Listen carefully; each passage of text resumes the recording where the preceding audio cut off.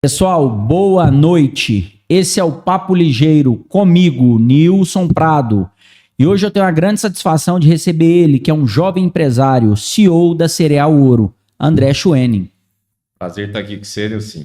É sempre bom aí rever os amigos e poder ter um papo de qualidade aí, sempre muito bom. Prazer é nosso, André. Como o papo é ligeiro, as perguntas também são ligeiras. Bora lá.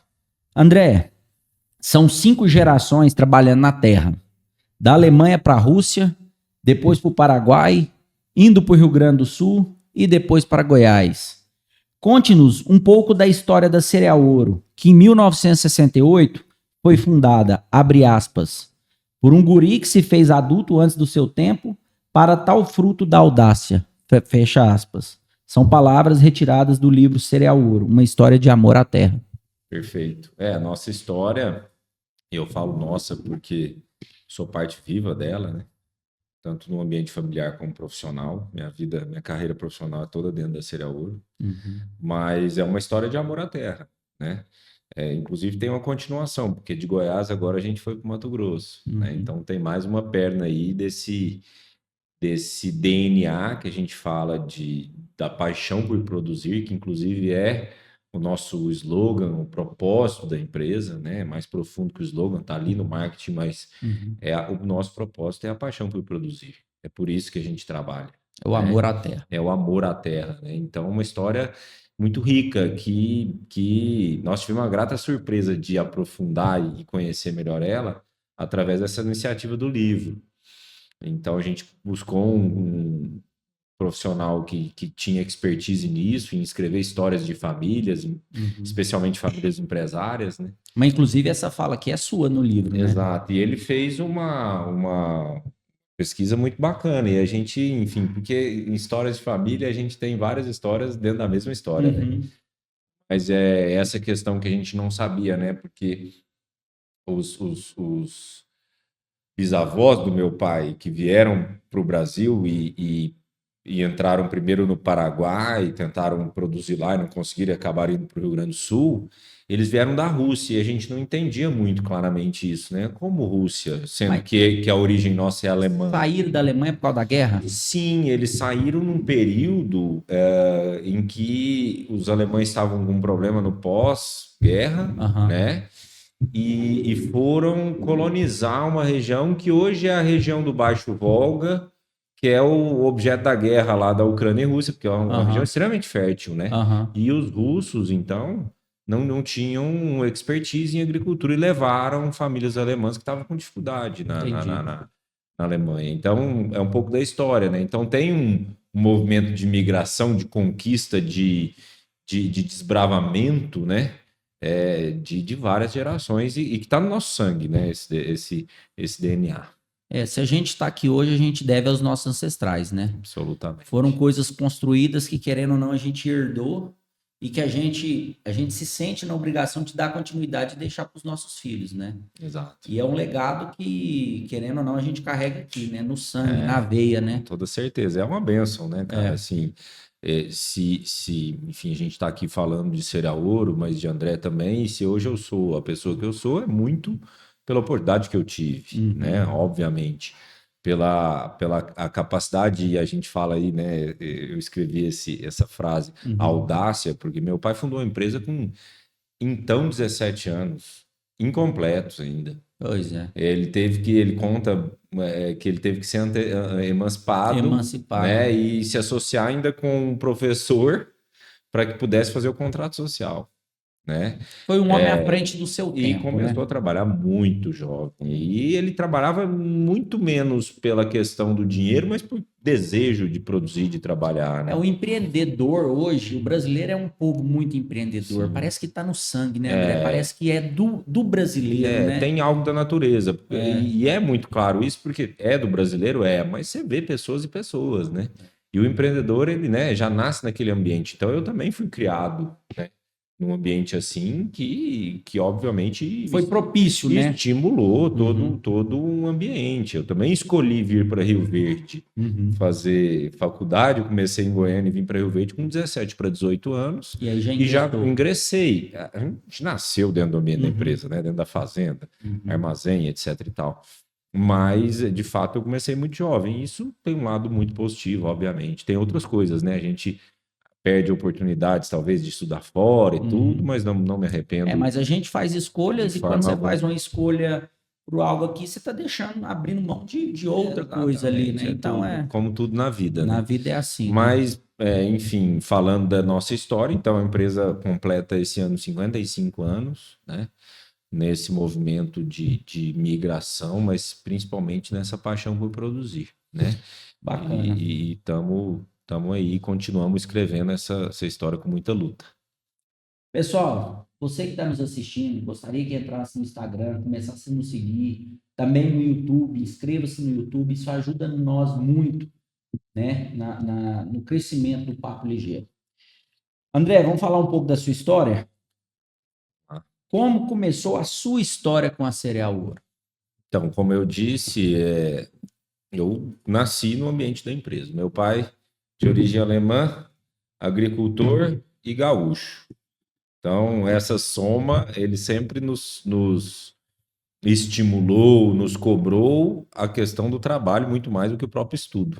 Obviamente que tinha que estudar, né, e etc., mas assim, nunca a ênfase da cobrança de estar perto do negócio, da empresa, ir para a fazenda, entender, né, desde muito pequeno o que acontecia e como acontecia. Entender da onde que vem a vida que você leva, que você tem condição de ter, né? Exatamente, isso sempre foi, às vezes até de uma forma muito dura, né? O que, né, gerou estresse, obviamente, dentro do ambiente familiar, mas tudo isso nos fez mais fortes e melhores e capazes, né? Então fui criado nesse ambiente e sempre com um desejo muito claro de que eu queria seguir os passos dele e sempre uma admiração, né, muito grande pela história de conquista, de luta, né, e de sucesso dele, obviamente. E eu tenho 2 irmãos que são mais velhos, eu sou o caçula, então eu brinco que eu escolhi o caminho, mas também fui escolhido, porque não tinha mais outro plano, né? Eu era... Não tinha um caçula para... Exatamente, né? Mas foi tudo de uma forma muito natural, com muita cobrança, Mas eu acho sobre o aspecto positivo, né? Mas um caminho natural que é o que você falou, da nossa natureza. Eu acho que a gente já vem, né? A gente que tem uma crença aí no espiritismo, que também você compartilha disso, eu acho que a gente já vem com alguma bagagem, né? Algum facilitador que destina, você vai ser um empresário. Não que não possa ser mudado, né? Sim. Mas assim, a gente já vem com alguma coisa meio pré-determinada. E com certeza aquilo vai crescendo dentro da gente, crescendo, e querendo ou não, toma forma, né? Eu acho que a gente já vem com um soprozinho lá de cima, né? Eu, por exemplo, se fosse para mim ser jogador de futebol, você pode ter certeza que eu não seria, porque vai ser ruim de bola. Eu também, viu? Eu também. Mas a gente vem com um soprinho, agora o que a gente faz aqui muda completamente, né? A nossa história. André, então, quando a gente começou o Papo Ligeiro, o objetivo nosso é ouvir história de empreendedor. Perfeito. Né? E a gente sabe que o empresário, o empreendedor, aquele que quer construir algo, aquele que já tem algo consolidado, que está à frente de algo consolidado, em algum momento ele tem um tropeço. Em algum momento ele erra. Aquele cara que fala que eu nunca errei, ele está mentindo, porque em algum momento ele errou. Você pode nos dar um exemplo de uma coisa assim que você fala, nossa senhora, que deu uma bananada, que... Cara, eu acho que é difícil a gente escolher uma, né? Eu acho que muito do que eu sou hoje foi porque eu tive um ambiente, como eu mencionei, muito aberto do meu pai para que eu pudesse trazer coisas novas e, de fato, me aprofundar. Eu vejo muitas famílias empresárias em que o fundador, o patriarca, ele protege muito o negócio dos filhos. E seu pai te dá muita liberdade. Muita, desde muito jovem, né? Eu lembro de um caso emblemático, e aí chegando onde você falou, o erro nos ensina demais. Você aprende mais com o erro. Eu tive a oportunidade acertos, né? de ir recentemente para São Francisco, na Califórnia. Eles têm lá todo um ambiente de inovação, né? O berço da inovação do mundo, tecnologia, né? Da tecnologia. Dando para a China, mas ainda né? E, de fato, eles investem na cultura do erro. Obviamente que é o erro sob o viés do aprendizado, da evolução, da melhoria, né? Não o erro, simplesmente o erro propriamente dito. Mas, enfim, é errando que a gente se aprende. Eu acho que meu pai, como ele empreendedor nato, tomou muito risco na vida, né? Porque eu acho que a medida do sucesso é também um pouco teu apetite ao risco, né? Sem tomar risco é impossível você crescer. Não tem jeito. E ele acho que ele tomou o risco de me dar liberdade. Até a decisão dele vir do Rio Grande do Sul para cá, por exemplo, porque quantos vieram e não deram certo? Sim, né? a imensa maioria naquela época, né? E então, assim, ele me deu essa liberdade. Eu lembro de um caso emblemático que eu estava vendendo, a gente fazia de tudo, né, no começo, né? Eu estava vendendo a semente para um agricultor e era um momento semelhante a esse, não nessa conjuntura que a gente está vivendo esse ano, né, de clima, mas os estresses dos agricultores, o estresse é alto nesse momento, né? E eu lembro que acho que era uma tratativa de preço ou de logística da semente, data de chegada, algo nesse gênero, e que o cliente foi incisivo comigo e eu retruquei. E isso gerou um desencadeador desse cliente entrar em contato com meu pai, né? Porque o negócio era menor, enfim, era muito a gente que, né, fazia essas tratativas comerciais e teve um reflexo. Ele tratou isso de uma forma muito positiva, mas isso me trouxe também um entendimento, aprendizado de humildade, de que o cliente sempre tem a razão, obviamente que você vai lutar pelo teu negócio, pelo que é justo, mas de uma forma ética, ponderada, né? E, enfim. Então, assim, jeito de falar. E inúmeras outras coisas, né? Portas que eu abri dentro da empresa, de iniciativas de gestão ou de inovação, pessoas que a gente buscou no mercado, contratou e não deu certo, um monte de coisa, um emaranhado de coisa. A gente, né, costuma olhar muito quando a gente olha de fora o sucesso e não vê que por trás disso é uma sucessão de tentativas, erros e alguns acertos que te fazem evoluir, né? Eu até perguntei para o Dr. Paulo do Vale, né, se em algum momento ele fracassou. Até citei uma citação do Winston Churchill, que o sucesso é ir de fracasso em fracasso sem perder o entusiasmo. Eu acho que a grande sacada é essa. Se a gente colocar na balança, o índice de acerto nosso é muito maior do que o de erro. Só que muitas das vezes a gente fica tão preso no erro que a gente esquece os acertos. E é o que você está falando. Se a cereal cresceu, se a cereal progrediu, se ela ampliou, se ela está em outro estado agora, com certeza é porque foram acertos que vocês tiveram no decorrer dessa trajetória. Absolutamente, absolutamente. E acho que a nossa capacidade de lidar com a frustração. Entendeu? Eu vejo que se você se frustra, aprende com isso também. Você não pode, o erro é irrelevante, a frustração, bora para frente sempre. Não, aprendo, sinto a dor, aprendo, mas, né, bato a poeira, sacudo a poeira e vamos para frente. Então, acho que essa capacidade da gente lidar com a frustração, gerar aprendizado e já buscar olhar para frente e seguir, e isso faz com que a gente consiga caminhar mais rápido, com certeza. Meu avô era um homem sem estudo, mas muito sábio.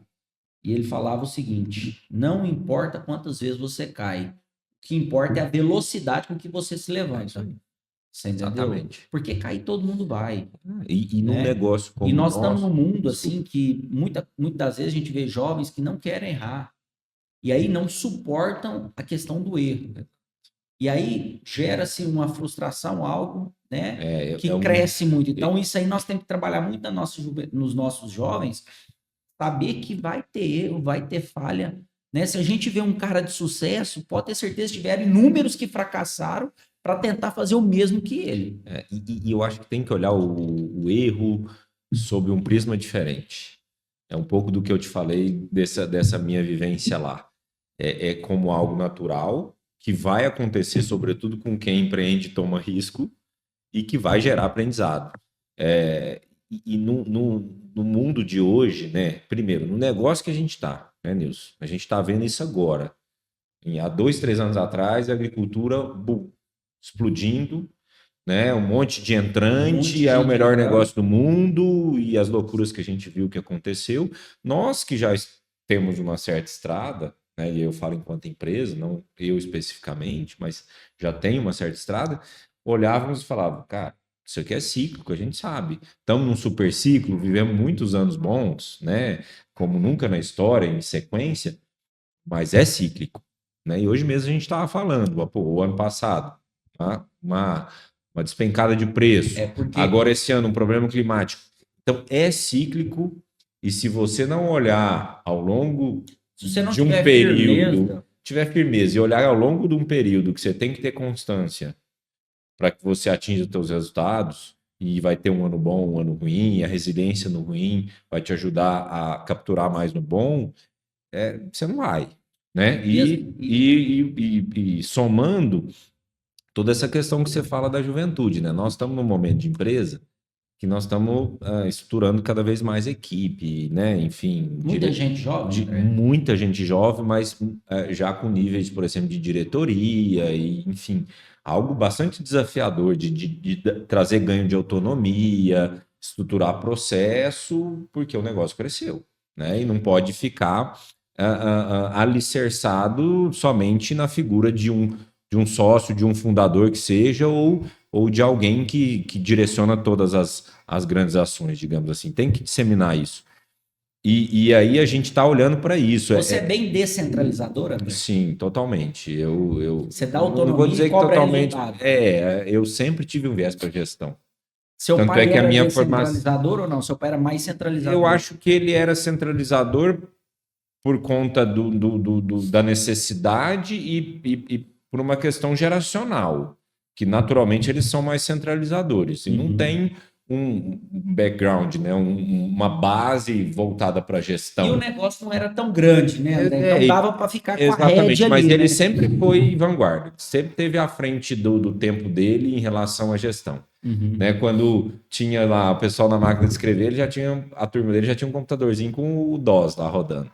Né? E aí várias outras coisas que a gente vê que ele sempre teve essa vanguarda, acho que é um pouco da abertura que ele me deu. Mas eu sempre fui da gestão, porque foi o meu viés. Eu sempre gostei de humanas e eu escolhi fazer administração de empresas, depois vim fazer direito.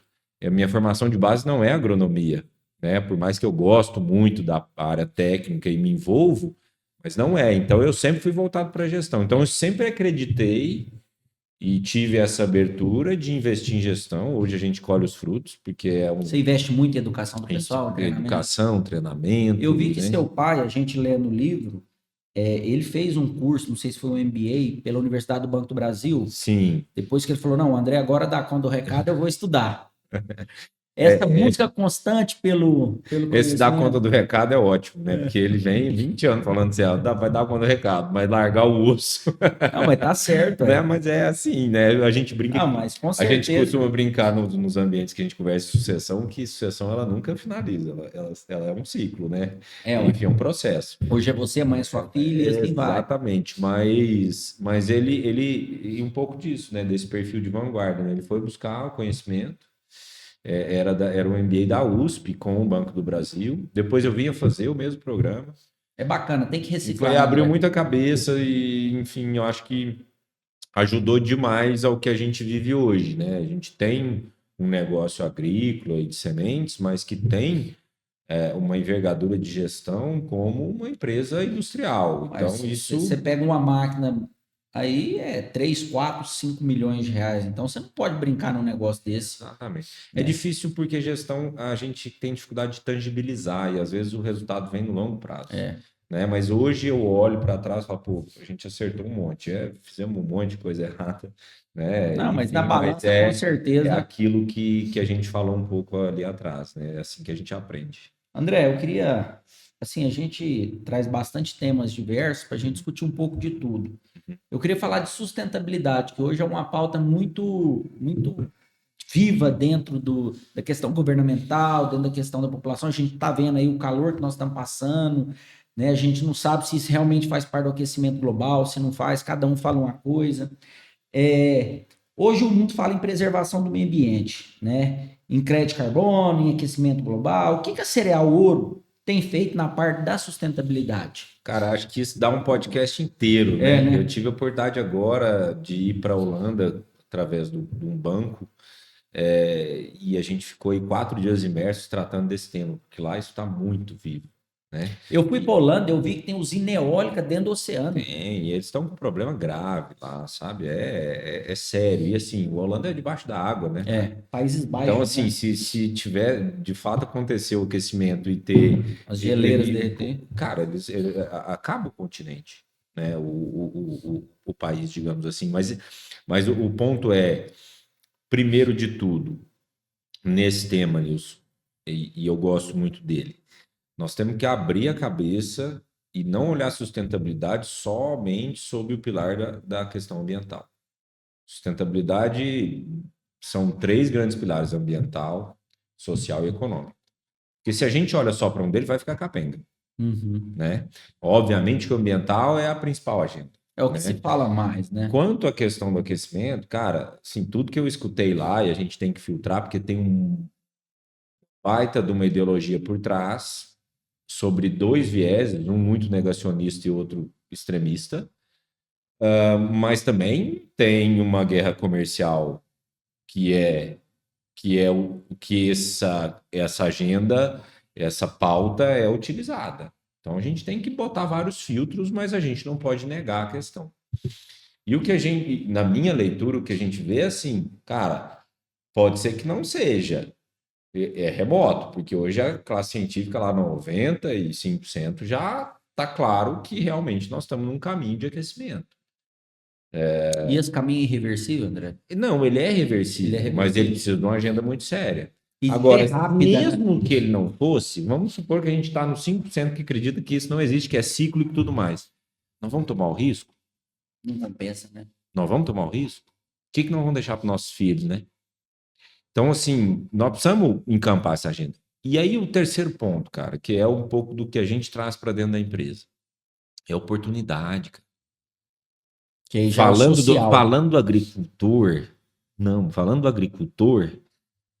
nós temos a oportunidade de produzir mais barato. Ser o celeiro do mundo, igual Nós temos condição de produzir melhor, de ter mais autonomia em relação a insumos, não depender tanto da tecnologia das multinacionais, né? Como? Fazendo uma agricultura mais integrada com o meio ambiente. A nossa agricultura é desintegrada?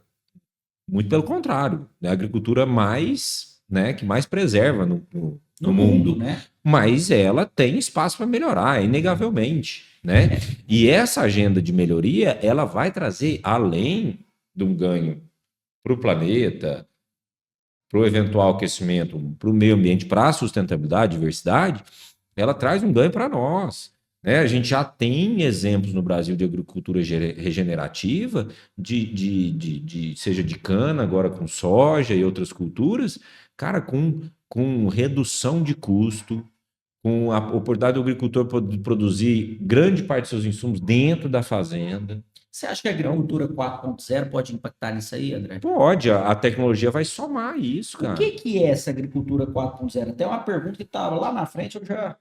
Cara, eu acho que isso é muito amplo, né? Porque eu li que vocês já estão inseridos. Esse jargão, mas é tentar trazer toda essa questão tecnológica para dentro do negócio. Ela já existe, né, Nilson? Dentro da porteira, nas atividades produtivas. Só se olhar uma tecnologia embarcada de uma máquina hoje há 10 anos atrás. Você que anda muito o mundo em relação à questão de agro e tal, trator elétrico, trator que dirige sozinho, isso aí já é uma realidade? Eu acho que é uma realidade bastante próxima. Eu não sei se vai ter o apelativo, porque na inovação tem muita coisa que é feita e acaba que uma coisa que era para um fim se torna para outro. Entra em desuso. Exatamente. Todavia, o que eu enxergo? Que já tem muita coisa que é realidade. Vou te dar um exemplo, que linka tudo que a gente falou agora. Tem uma tecnologia, salvo me engano, é sueca, já tem uma empresa no Brasil fazendo, e já tem bastante gente usando, nós estamos num piloto, que utiliza de metadado, mas principalmente de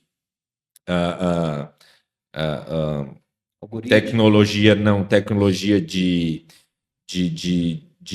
leitura por satélite, por iluminação. Eu não sei te dizer especificamente, não é minha área, mas que seleciona quais as ervas daninhas que o pulverizador vai aplicar o herbicida.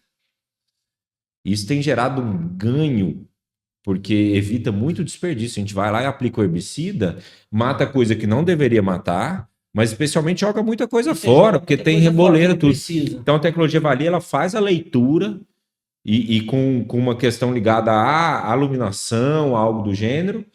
Por coordenadas, a máquina vai... Exato, e aí ela identifica a erva, então tem uma questão muito isso por drone também, André? Acho que por drone sim, mas isso já tem em pulverizador, né? Porque tem muita planta que vai nos ajudar a reduzir a questão do nitrogênio, que é bastante pernicioso para a questão da riqueza do solo, né? Da natureza do solo.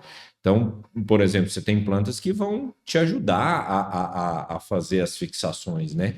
Então, e é uma agenda de tecnologia. Então, por fim, nós estamos bastante imbuídos nisso, mas sem um viés ideológico. Investe muito em tecnologia cereal, com um viés de ganho de eficiência operacional, de resultado, né? Mas entendendo que, sim, e isso é uma questão minha. Tem muito espaço dentro da agricultura brasileira para melhorar.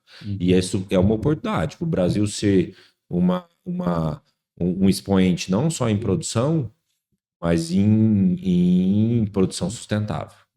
Eu acho que a gente tem toda a condição para isso. E Rio Verde, cara, está sendo um berço disso. Várias iniciativas, não são Rio somente uma. Rio Exame, que é a cidade mais próspera para fazer negócio no Brasil. E em termos de sustentabilidade, cara, tem várias agendas aqui, seja na universidade, na academia, seja a nível de agricultores, iniciativa privada, no sentido da agricultura, especialmente da agricultura regenerativa, que é um grande caminho para a gente conquistar isso. Tem outros, mas é um grande caminho. E Rio Verde é um grande expoente, né? A gente, por exemplo, tem uma iniciativa que nós estamos com mais lá 20 agricultores e nós estamos produzindo os próprios bioinsumos. Vocês têm muita pesquisa, né? Então a pesquisa está ativa nesse sentido, né? Então a gente investe. Agora, sempre com muita parcimônia, né? Se você abre muito para tecnologia, às vezes você vai gastar muito dinheiro e não vai ter o retorno, né? Efetividade. Tem que pôr na balança, o que compensa, o que não tem compensa. Tem que olhar o custo-benefício e tomar alguns riscos para o novo que ele é inerente. A gente tem que se adaptar à mudança da natureza, mas tem que tentar, no máximo, fazer a nossa parte para evitar que ela... né?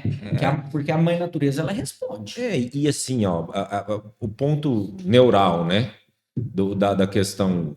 especialmente lá na Europa, que a gente escuta muito o desmatamento. Cara, o desmatamento ilegal, mesmo legal, eu acho que a gente não precisa mais, né? A gente tem área para crescer, a agricultura tem tecnologia para crescer em áreas... E tem muita área subprodutiva, de pastagem subprodutiva, áreas arenosas, que a gente está aprendendo a trabalhar cada vez mais. Esse ano vai nos ensinar demais. Mas o desmatamento, para nós, enquanto brasileiros, é de uma boçalidade, porque nos dificulta muito qualquer agenda positiva que a gente vai fazer lá fora. Eu falo um monte de coisa boa, mas tem isso que macula. E isso macula tudo, né? Mas joga... Você acha que o Brasil não sofre uma restrição pelo fato de conseguir pôr o produto dele lá dentro de forma mais barata? Então eles ficam olhando e criando dificuldade. Mas e aí? Os caras estão usando. Mas o cara que quer criar dificuldade, ele vai criar dificuldade todo jeito. Se você mostrar com dado e argumento que você está freando isso, que está diminuindo, agora a gente precisa ter seriedade nesse sentido. Entendeu? Tem toda essa agenda, eu concordo plenamente contigo, que eu falei lá atrás. Tem um jogo político e comercial, né, ferrenho em cima dessa agenda, mas tem espaço para melhorar. Agora, nós temos que cuidar do quintal de casa. E, cara, oportunidade para o agricultor brasileiro. André, né? Quanto mais desmatar, mais área, mais concorrência. André, e eu gosto muito do Paulo Guedes, eu falo direto do Paulo Guedes aqui, ele estava participando de um podcast chamado Sócios. E ele falou o seguinte: quando a China está importando soja do Brasil, ela não está importando soja. Ela está importando água, que o Brasil tem sobrando e ela não tem. E aí ela precisa destinar a água dela para outras coisas. Ela está importando solo, que nós temos em abundância, vento com geração de energia. Então ela está importando outras coisas que ela não quer gastar o dela. Você entendeu? E o Brasil tem que aproveitar essa oportunidade de ser a bola da vez. O Brasil exporta a natureza. Exporta a natureza. É isso. Nós somos a maior reserva de água doce do mundo. Então, se a gente souber entender isso, construir uma abordagem técnica, não ideológica, técnica, aprofundar. Por exemplo, nós estamos numa agenda com um banco também que tem nos ajudado, que é descobrir quanto que a gente, né, em cada uma das nossas atividades, emite e deixa de emitir de carbono. Entendeu? Nosso balanço. Cara, eu preciso conhecer isso. Eu vou na Europa, o europeu sabe o que nós brasileiros, o nosso balanço. Então, vamos fazer o dever de casa, vamos sentar na mesa com um argumento. Cara, vai ter dificuldade? Vai. Os caras vão bater, vão usar, vão, mas a gente tem que ir mais preparado. Mas se a gente pensar de onde a gente saiu, onde a gente está, eu acho que está muito mais fácil de agora para frente do que o que foi feito lá atrás. Exatamente.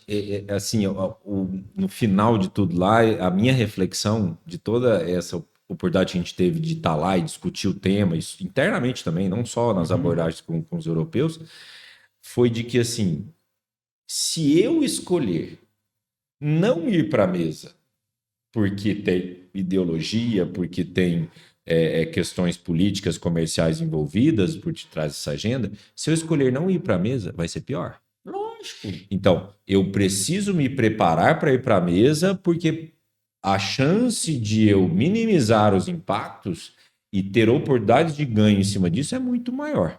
Agora, tem que ser uma agenda puxada por todos. Não adianta um. Iniciativas individuais são fundamentais, como eu te falei, tem várias aqui acontecendo em Rio Verde, nossa cidade.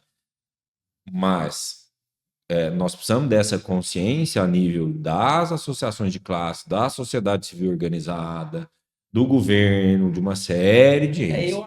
Agora, a política tem que esquecer quem está lá, nós temos que ter uma pauta e defender essa pauta. E lógico, ser uma pauta coerente, só que não é a pauta do André. É a pauta, o André tem uma forma de pensar, o fulano ali tem outra, e aí nós temos que pegar as coisas boas, juntar e tentar e vai somar, né? E tem muitas iniciativas bacanas, cara. Eu participo de uma com uma universidade, né, que é a Fundação Dom Cabral, que está crescendo cada vez mais. Participo dessa com esse banco, tem essas iniciativas aqui, tem uma iniciativa que foi encabeçada pelo Alisson Paulinelli, que faleceu recentemente, que foi um grande... que é sensacional nessa questão dos biomas, de entendê-los, com foco na preservação da biodiversidade. Então, cara, o Alisson, se nós estamos hoje onde estamos em termos de agricultura, ele foi um dos responsáveis. Devemos a ele, devemos a ele. Então, ele até concorreu ao Nobel da Paz. Né? Exato. Então, assim, cara, e a gente já faz um monte de coisa boa e a gente vende mal.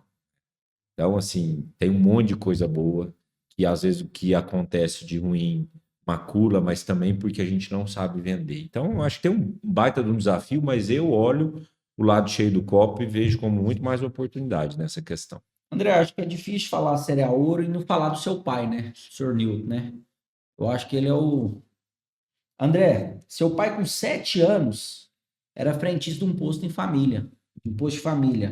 Aos 15 começa a vender calendários, facas, insumos agrícolas. Nasce a Cereal Ouro quando seu pai tinha 17 anos. Né? Tendo toda essa história de sucesso, até chegar aos dias de hoje como é essa potência que é a Cereal Ouro. Podemos dizer que seu pai é sua maior referência? Absolutamente. Antes de você perguntar, a gente já falou disso, né? Absolutamente, minha referência de ser humano, de vida, de ideal, né? É óbvio que quando a gente fica mais errado, a gente começa a ter outras referências e não só o pai, né? E isso é positivo, lógico, né? Quando a gente tem os filhos, aí muda completamente, né? A gente muda aí você passa a ser a referência. O foco da nossa vida, né? Mas, enfim, é uma bênção, mas absolutamente, assim, é difícil até em palavras conceber o tamanho da minha gratidão por ele, mas pela vida de ter a oportunidade de estar onde eu estou. Quando vieram com a cara e com a coragem, né, André? Ele já tinha uma atividade relativamente consolidada lá, né? E assim, você vê o apetite, né, para o crescimento, porque já tinha uma realidade, não foi, né, como o Gaúcho diz, com a malha e a cuia, né? Mas um baita desafio. O Gaúcho em si, ele foi um grande desbravador no Brasil, sim, né? Eu acho que está muito nesse DNA, que tem muita... Que veio lá, muita influência europeia, né? Eu acho que isso, cara, isso tem uma a gente conhece um pouco de espiritismo, né? Isso aí tem por detrás, né? Um propósito ainda maior, né? E assim, eu acho que eles sofreram muito lá na Europa, né? Depois daquelas 2 grandes guerras, então tudo aqui era fácil, que é a perto do que dor eles que passaram ensina, lá, né? né? Exatamente. Eu acho que a gente carrega isso de alguma forma, mas é sim, não só a minha, mas a nossa grande referência lá na empresa, né? E a gente busca hoje, nesse papel que ele está hoje, Seu pai hoje é o presidente do ele conselho. está no conselho de administração, ele participa efetivamente do dia a dia da empresa, mas numa posição muito mais de conselheiro, de estar Já fez a parte dele, né, André? apresentando caminhos, mas a gente tenta trazer esse papel de ele ser uma referência, especialmente para os jovens, para toda essa turma que está somando conosco nessa construção aí. Vamos falar do tamanho da cereal? Não sei se eu estou certo com os números, eu pesquisei bastante. Se eu pegar safra e safrinha da cereal ouro, né? 2006, 2007, juntas, somaram 4.195 hectares. Já em 22, 23, foram 30 mil hectares, juntando safra, safrinha e área irrigada. Um crescimento de mais de 700% de área plantada. Além do que estão inseridos pecuária, suinocultura, área de semente de soja e milho. Como que é fazer uma empresa de sucesso no Brasil, igual vocês fizeram, crescer 700% num prazo tão curto? Eu acho que além de nós, tem um monte de história semelhante, né? A gente acompanhou um crescimento de um setor. Obviamente que tem por detrás, né, uma batalha árdua, né, de muito trabalho, de muito erro, de muito investimento, de muito apetite ao E muito risco, acerto. muito acerto, de trazer pessoas boas para junto de nós, acreditar nelas, empoderá-las, né, entender que sozinho a gente não faz nada. Ter uma região tão abundante como a gente tem no nosso Oeste Goiano, cara, a gente vivendo o momento que a gente está vivendo em relação ao clima do Brasil e o que a gente tem em Rio Verde, tá difícil, não tá fácil, mas está muito melhor. Então, isso aqui é um Eldorado. Eu tenho certeza absoluta que isso contribuiu muito para essa história, né, para essa construção. Enfim, eu acho que, cara, tem muita dedicação por trás disso, e tem uma bagagem, né, que vem lá de outras gerações, tem uma história de vida do meu pai, que você pôde falar aí, né, que criou isso. Ele nasceu empreendedor, Exato, né, André? e que deu um ambiente para que... 7 anos ele já estava agarrado fazendo alguma coisa. Até ele tinha no sangue, né? Fala no livro, até fala da inquietude dele, que é muito minha, né? Também, né? Eu não cheguei a ler o livro todo, mas estou lendo. Eu tenho uma hiperatividade que é minha, então Você é acelerado? eu tenho hiperatividade. Tanto é que a questão que a gente estava falando aqui do triatlo é muito porque, né? Eu tenho uma válvula de escape. Mas o ponto é, Nilson, assim, além dele deixar um ambiente propício e nos ensinar caminhos, aí teve essa minha crença de que o negócio precisava ser gerido e enxergado sob um prisma de empresa. Seu pai é feeling, você é números. Talvez, eu acho que eu tenho muito de feeling também. Não sou essencialmente números, mas eu sempre acreditei na gestão. Eu sempre falei, cara, isso não é uma aposta. Nós precisamos olhar nesse negócio. Não, porque nós temos, né, umas crenças, né, os dogmas, né? A agricultura é diferente. Na agricultura não dá para planejar, porque o clima é soberano, cara. É diferente. Usando tecnologia. Tem as particularidades, mas a gente tem que olhar para o negócio sob um prisma empresarial, independente do porte. Obviamente, quando é menor, é mais complexo investir, trazer gente, etc. Tal. Mas olhar sob um prisma de um negócio e investir e estruturar a gestão não depende de porte, dá para fazer de uma forma, a gente vê muita gente pequena, organizada. Barata, né? De forma, né? Com inovação, né? E com criatividade, você consegue fazer um monte de coisa. Então, eu acho que é a soma de todos esses fatores e também um pouco de tudo que a gente viveu no agro nos últimos anos. André, na sua visão, assim, sem entrar em questão política, teria que melhorar no Brasil hoje para facilitar a vida das empresas? Qual que é um ponto que você fala, nossa, isso precisava mudar? Cara, é tão difícil falar disso, né, Nilson? E é um tema tão espinhoso, mas eu acho que esse estigma que o empresário tem no Brasil, né, que vem aí, se você olhar para a história, Faz conta e não vem lá, paga, né, de questão da igreja e o agro também, né, o agricultor, a gente vê questão, nas novelas, né, do uma calote, tudo, não é deturpação nem só questão ambiental, de tudo, né? Então, acho que tem muita coisa nossa que a gente pode mudar. Gosto muito de olhar para si sempre, não para o outro, né? Então, acho que tem muita coisa nossa. Eu tenho um olhar introspectivo. Como que eu posso fazer diferente, ter uma abordagem diferente, uma linguagem diferente para que a gente mude essa visão? Não posso ficar só chorando, reclamando e falando que isso não é verdade. Alguma coisa aconteceu que nos levou a isso. Não foi só também algo, né, que a mídia criou, essa Não. teoria da conspiração. Então, acho que a gente aprender com isso. Mas eu acho que é um pouco assim, onde eu quero chegar aqui, que é esse estímulo ao empreendedorismo, né? Hoje a gente tem barreiras ao empreendedorismo no Brasil, E a seja gente, sobre o viés tributário, da burocracia, né? legislações que Da é impossível ser legislação, cumprido. exatamente, É muita regra, é muito cara, dever, muita e que a obrigação. gente não tem Não previsibilidade, tem, não né? tem. A gente vive num oceano de incertezas nesse sentido e uma estrutura, né? Hoje mesmo na empresa a gente estava discutindo uma estrutura voltada para atender a esse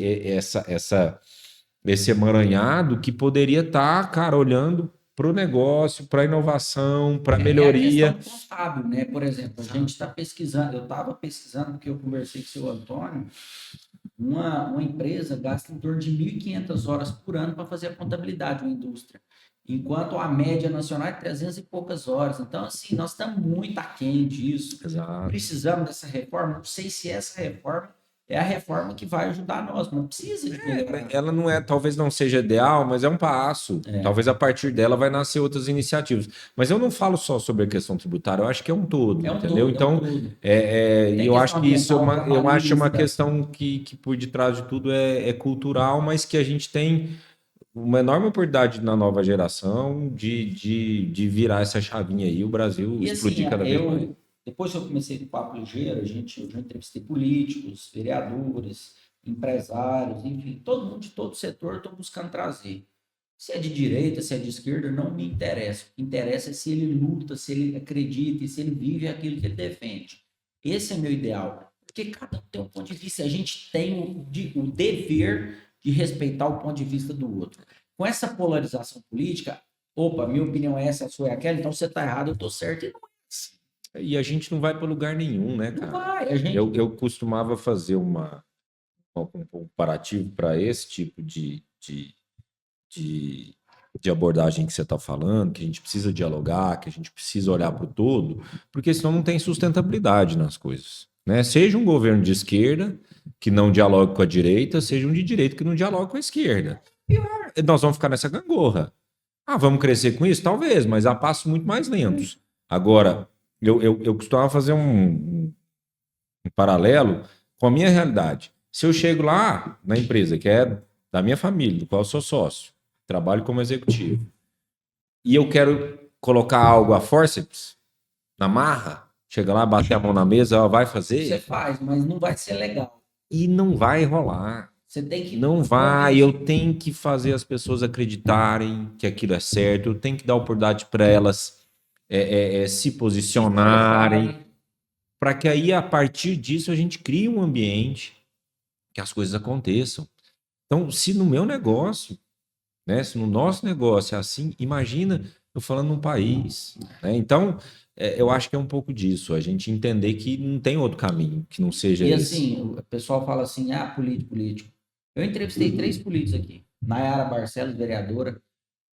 Ela tem uma bagagem, ela tem uma luta, ela tem... Cara, eu fiquei admirado com a Nayara. Admirado. Pela história, pelas coisas que ela tem tentado fazer. Nós sabemos que o vereador ele tem uma função que, por mais que seja árdua, ele não consegue sozinho. São 21 vereadores. Entrevistei o João Alberto, prefeito de Santa Helena. Também tem um trabalho fantástico na saúde, muito bem falado. Doutor Paulo parte de infraestrutura. Então, assim, nós temos bons políticos. Muitas das vezes é que a gente critica sem nem saber. Você entendeu? Eu aponto o dedo pro André, mas eu não sei da história do André, eu não sei o que o André tá fazendo, mas eu critico o André. E que no final do dia, né, Nilson, a gente conhece muito pouco de política. Né, o que a gente mais viu nesse último pleito presidencial foi gente falando de direita e esquerda sem ter a mínima noção do que é. Você pergunta o cara o que é esquerda, ele não sabe. Né? E aí polarizado, brigando, e aí é essa ignorância que nos leva para um caminho, né, que é um abismo, né? Enfim, eu acho que a gente tem que tirar o aprendizado disso. Eu acho que tem, né, um horizonte aí de novas lideranças surgindo, pessoas jovens e que, cara, tomara, né? Vamos trabalhar para isso, que o Brasil tenha a bênção de ter um presidente jovem, né? Se possível de direita, mas que a gente tenha alguém que realmente vai pensar no todo e que vai nos ajudar, ao invés de atrapalhar, que é o que acontece mais. Vou tocar num assunto que você gosta. Esporte. Opa, esse a gente... Mas antes de falar de esporte, quero dar um recado para o pessoal. O Papo Ligeiro só é possível graças aos nossos parceiros. Quero aqui falar da Alva Agrícola, que é representante autorizada GSI em soluções de armazenagem de grãos. Oferece também soluções completas para aves e suínos com a marca Agromaral, Cumberland e AP. É o melhor pós-venda do Brasil. Isso o Papo Ligeiro garante. André, 1.900 metros de nado, 90,1 km de bike, 21,1 km de corrida. Você agora é um Ironman? Não, quase isso. Eu sou um meio Ironman, né? Que o Ironman mesmo tem que fazer isso dobrado, né? Mas eu peguei no seu Instagram lá, vi qual que você participou e a tragédia era esse aqui. Eu faço o Ironman, fiz, né, em 2 oportunidades. Tem já uma meta aí para o ano que vem, já uma prova agendada, que é o 70,3, que é em milhas, né? Já é mais puxado que esse aqui. Não, são 70,3 milhas. Se você somar essa quilometragem aí e dividir em milhas, vai dar essa. Tá. Tem o Ironman mesmo, ele é o dobro dessa distância. Mas eu ia brincar que isso é fichinha perto de plantar soja nesse clima que a gente está vivendo aqui, né?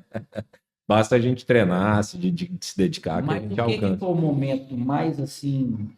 que você falou assim, será que eu vou dar conta? Será que eu não vou? Cara, isso foi a natação, foi a bike? Isso é muito, muito interessante falar um pouco disso. Nunca tive a oportunidade de falar, a não sei com amigos meus, enfim, sobre essa história. Minha história no triatlo, ela não é antiga, né? Eu tô engatinhando ainda, né? E o progresso é lento, né? Porque exige muita disciplina. Você treina todos os dias? Todos os dias. É difícil o dia que eu não treino, assim. Se pegar num mês, assim, 1 dia, 2 dias, no qual realmente minha rotina... Mas você tem um instrutor, tem uma pessoa que te dá assessoria? Eu tenho uma assessoria, e tem hoje a tecnologia, planilha, tudo muito interativo. Esses relógios aqui fazem uma leitura de tudo que você está fazendo, e ele consegue ver como que você está, né, progredindo e se sentindo, mas de fato não é. Eu acho que eu tenho uns 5 anos, antes da pandemia, eu comecei a ter um flertezinho ali, porque eu sempre pedalei, mas de uma forma assim, vamos com os amigos, fazer um mountain bike, ou para rodovia mesmo, mas não era uma coisa muito estruturada. Eu sempre gostei muito de jogar tênis, né, apesar de nunca conseguir jogar bem, mas sempre gostei muito. E eu nadei enquanto criança e gostava muito de correr, sempre gostei muito de correr, né, porque corrida ajuda muito, né, na endorfina, essa questão da hiperatividade, tudo sempre me fez muito bem, né? E aí eu tive o estímulo de um amigo, falou, cara, por que você não pensa no triatlon? E aí comecei a viver esse mundo e tal. Então, assim, a questão do Ironman, ela é o resultado, nunca foi o foco. Mas é uma válvula de escape, que ali você elimina a adrenalina do dia a dia. E teve uma história bacana do Ironman que eu gosto de contar, que meu pai, você sabe, ele teve o Covid grave, ele teve internado, entubado e tudo. E após a Covid dele, ele teve uma cicatrização pulmonar ruim, digamos assim, das lesões que ele teve. E ele ficou um tempo atrelado a um concentrador, uma maquininha que pega o oxigênio da atmosfera aqui, ela concentra mais ele e joga para ele, para que ele pudesse oxigenar mais os pulmões. E houve um momento que os médicos avaliaram que ele poderia ficar com isso para o resto da vida. dele. E eu já estava nesse flerte aí com o triatlo, fazendo algumas provas menores e tudo, mas o Ironman, 70.3, né, o meio Ironman, era um desafio muito difícil na época. E eu estava no hospital com ele em São Paulo e prometi, falei, se ele se desligar desse bichinho aí, eu vou fazer um. E aí fiz. Cumpriu. Gostei, ele graças a Deus, hoje tá bem. E fiz, gostei, mas o principal ganho de tudo isso é que eu tenho algo que me faz super bem para minha saúde física e mental, me ajuda muito com a minha hiperatividade e é um estilo de vida. E ajuda nos negócios também, né, André? Absolutamente, cara, você cria, né, Você cria uma disciplina, porque você tem que ter uma disciplina para fazer isso, Se né? não tiver, não vai. Desde alimentação, rotina. Sim, a gente não acerta em tudo, né, cara? Também não dá para ser uma paranoia, né? Tem que ser algo saudável, né? Então, por exemplo, eu faço uma prova dessa longa por ano, que tem todo um planejamento, eu envolvo minha família, porque no ciclo, né, que eu vou entrar agora em final de janeiro, eu entro no ciclo mais forte para a prova que eu vou fazer em maio. Eu treino 2 horas por dia, 2 horas e meia, e sábado, domingo, 16 horas por semana, que no final de semana a gente acaba treinando mais. Então, 16, 17 horas em algum momento do ciclo. Então, é muito puxado. Então, eu me planejo num período, em termos de trabalho, não dá para ter muita essa clareza, mas eu tento planejar num período que em tese, eu não estou tão estressado, com um momento menos intenso. Obviamente que você acaba renunciando a algumas coisas, né, da agenda, né? Especialmente a agenda social. Essa é a maior renúncia. Você tem que diminuir. Exato, mas hoje eu olho para trás e, enfim, tem um longo caminho pela frente, espero continuar, que minha saúde permita, mas que melhorou muito minha qualidade de vida, absolutamente. A gente vê grandes empresários, por exemplo, como a Abílio Diniz, é um atleta e tanto, ele está com mais de 80 anos. E seja qual for o esporte, né? O triatlo de endurance, que é o que eu gosto, que é o de longa distância, média e longa distância, espero ainda um dia fazer um Ironman full, eu não tenho esse apetite agora, porque exige muita renúncia para mim das questões profissionais e familiares, não é o meu momento, mas ele exige muita disciplina, né? E ele te traz um ganho que é a questão da resiliência, porque você vai lidar com a cabeça, você ficar ali, né? Lá na hora chegou algum momento, você falou assim, eu vou desistir? Há vários. Vários ali, especialmente se você está correndo, que é o último, né? Cãibra, calor, até cãibra não, porque eu estava bem preparado, me dediquei bastante, mas dor sim, calor, né? Nessa última que eu fiz, que foi a minha segunda, que eu já tinha feito outras provas menores, estava um pouco mais rodado, eu errei na hidratação, choveu, foi no Rio de Janeiro, choveu, e foi uma garoa, mas estava quente e o ambiente ficou ainda mais quente, como se fosse uma sauna. Então eu transpirei mais, mas senti menos a transpiração. Então eu acabei errando na hidratação, na suplementação, a gente tem que tomar a cápsula de sal, carboidrato, tem toda uma... Porque são 5 a 6 horas de prova. Tem muita gente que passa mal, né? Já vi pessoas desmaiando. Mas você tem que fazer um negócio estruturado, se preparar, né? Então...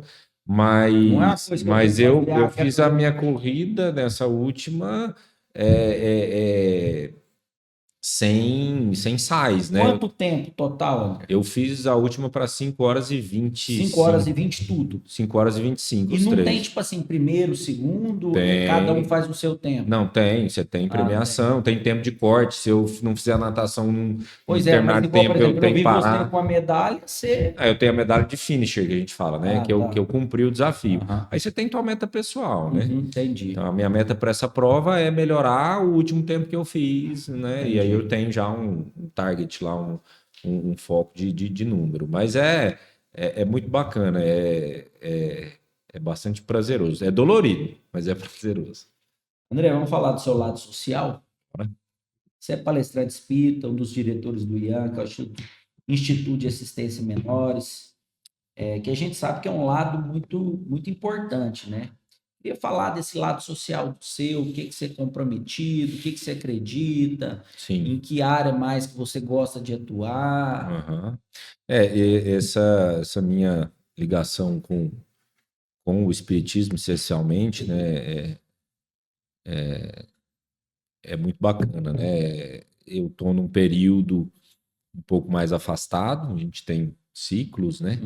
Eu vejo isso com naturalidade, mas um desejo de estar mais próximo, de retomar, especialmente a questão do trabalho, né, na caridade, que não é o fato de eu ajudar ou ter algum projeto, mas eu me dedicar lá, né, pôr a mão na massa. A gente sabe disso, o ganho que é pra gente, né? A Selma uma vez falou que ela foi lavar umas cadeiras de plástico, umas mesas. Ela falou, não lavei a cadeira nem a mesa, eu lavei minha alma. Exato. E a gente que está no mundo corporativo, né? Que às vezes até é muito glamuroso, né? Quando a gente vai para esse ambiente, a gente aprende um monte, né? Estimula. Nós estivemos juntos em Cuiabá. A gente está sempre atento à questão da humildade, do próximo e tudo, né? Esse altruísmo. Mas o Espiritismo ensina muito, né? Não é uma religião simplesmente, né? Além da religião, é uma filosofia, tem ciência, né? Então é muito bacana. E isso aflorou uma questão minha, naturalmente, de ter um olhar para a questão social, para a questão do ser humano. Então eu gosto muito disso. A gente tem projetos na empresa que estimulam isso, em especial um que é no esporte, um projeto com aí de 30 a 40 crianças. Isso é bom demais, tira a meninada das drogas. Esses meninos já estão. Os meninos já estão com 5 anos, 4 para 5 anos. E você sabe que isso faz mais bem pra gente do que pra eles? Absolutamente. Quando você chega lá e olha, gente. Eles estão há 4 ou 5 anos jogando tênis, e alguns deles já despontando, mas quando você olha e fala assim, eu tive a oportunidade de tirar um do mundo da rua, já é um ganho imenso. Chegar e falar, tio, você transformou minha vida, aquilo ali, acabou, valeu a pena. Exatamente. Então, um projeto que cresceu, hoje tem mais gente apoiando, não é só a Cereal. Então, eu gosto muito disso, faço menos do que eu gostaria, porque a gente falta tempo, né? Tem muita coisa para fazer e, mas não deixa de eu tenho dedicar, né? Hoje uma questão, uma conjuntura familiar diferente, estou com uma filha novinha, então demanda que eu esteja mais em casa e isso é muito importante e não deixa de ser um propósito também de caridade com a família, né? Caridade no sentido mais amplo e rico da palavra, né? Que caridade é amor, a gente sabe disso, né? Então, mas eu pretendo voltar a estar mais junto, o Ian, que é essa casa abençoada que a gente gosta tanto e estar mais próximo. É algo que eu sinto falta, absolutamente. André, eu li um poema no livro que eu achei bem interessante. Assim é a vida, só vence quem lutar. Aperta o coração, afirma o braço, ergue a cabeça e segue em frente. Lá é teu lugar. Aproveitando esse poema, que eu acho que serve de base para a pergunta, qual dica você dá para a pessoa que está pensando em empreender? Acredite, né? Acredite, saiba que é um caminho difícil, é um caminho para poucos, né?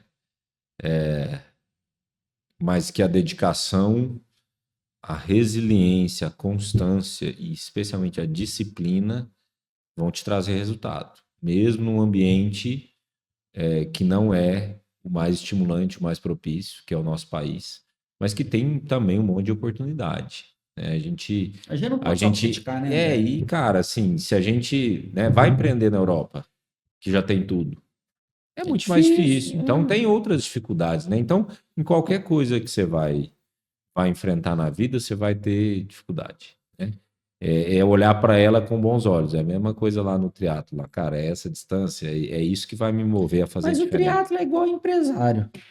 Você traça um objetivo, você pode ou não conseguir. Mas aí é tentativa, erro, tentar ir melhorando, se você progredindo. não conseguir, né? Igual a gente faz uma preparação para uma prova lá, 3, 4 meses, uma vez por ano, chego lá e não dou conta. Cara, se frustra, lida com isso, sacode a poeira e vamos para outra. É isso. Né? Não Então, acho que no empreendedorismo é isso, é estimular e, cara, a gente vê um monte de jovem aí com capacidade, né? Muita ideia. Eu olho assim, algumas pessoas, mesmo internamente na empresa, a gente tem algumas surpresas assim muito bacanas. A gente até olha e fala assim, cara, como que eu acompanho, né? Porque o moleque é fora então da tem esse lado, emocional, de lidar com a frustração, com o erro, né? Tem muito da gente aprender a lidar com essa turma mais jovem, mas tem uma geração aí e vai fazer um estrago, A tenho gente certeza. que conhece o espiritismo é os índigos e os cristais.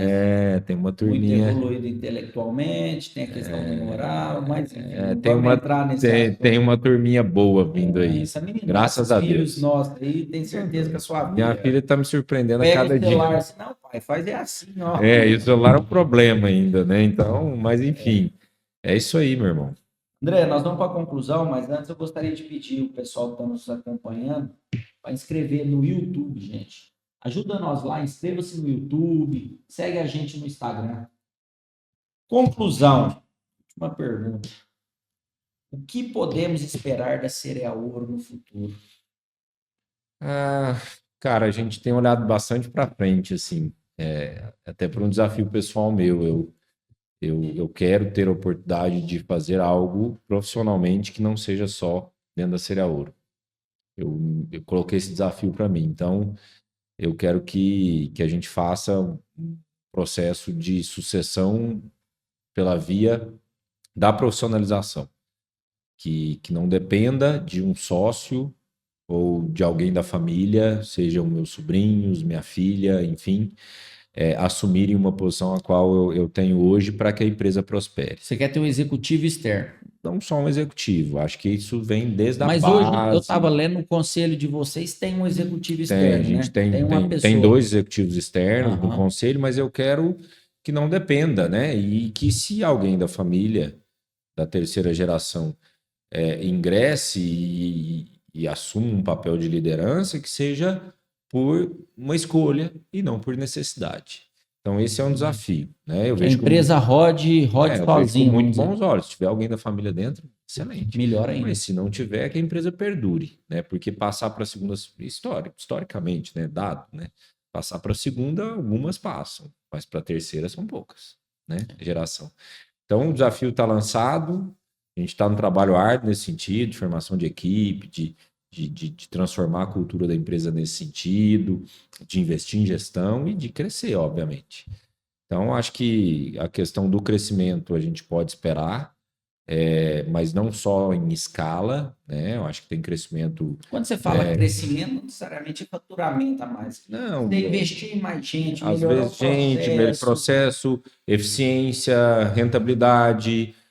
diversificação, né? Você falou de suinocultura, você falou de outras coisas que tá também no nosso radar. Então, assim, esperar da Cereal Ouro é um ambiente de profissionalização, de crescimento e que a gente continue, né, imbuído, né, alicerçados nesse nosso ideal, nesse nosso propósito e cuidar disso. Né? Que esse legado, o amor que você fala, que esse legado fique para outras gerações, não só da nossa família empresária, mas de quem está conosco no Porque a gente projeto. Passa, a empresa não, né, André? Exatamente. Então que fique esse legado dessa paixão por produzir. A empresa hoje está com 55 anos. 55 anos. Desse amor à terra. Esse é o que acho que a gente está trabalhando e que eu espero que daqui uns cheguem anos lá na frente, olhem para trás e falam que teve muita gente atrás que fez acontecer para que eles estariam ali naquele esse momento. Ano a gente fez a nossa convenção de final de ano e o tema era histórias que nos movem. E aí eu até comentei no final, falei, nossa história é feita a partir de várias outras histórias. Tem histórias lindas de pessoas que saíram do nada e que tiveram oportunidades ímpares, cresceram e que hoje criaram asas e até têm empreendimentos fora da empresa.